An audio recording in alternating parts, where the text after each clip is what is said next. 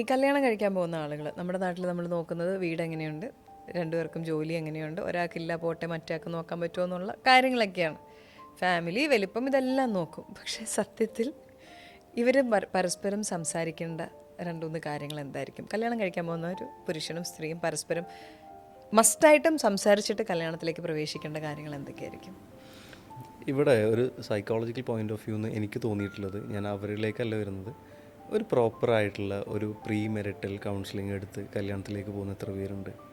ഇവിടെ ഒരു സൈക്കോളജിസ്റ്റ് അവർക്ക് അസേർട്ടീവ്നെസ് കൊടുക്കുകയാണ്, എങ്ങനെ സംസാരിക്കണം എന്നുള്ളത്.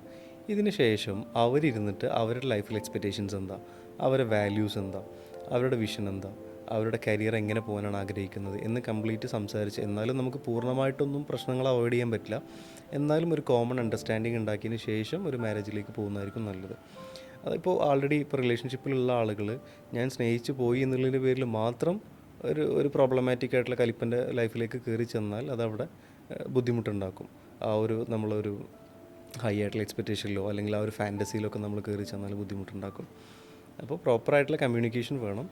പ്രിഫറബിളി അവിടെ ഒരു സൈക്കോളജിസ്റ്റിൻ്റെ ഒരു മീഡിയേഷനിൽ അല്ലെങ്കിൽ ഒരു പ്രീ മെരിറ്റൽ കൗൺസിലിംഗ് പോലെ കൊടുക്കുകയായിരിക്കും നല്ലതെന്ന് എനിക്ക് തോന്നിയിട്ടുണ്ട്.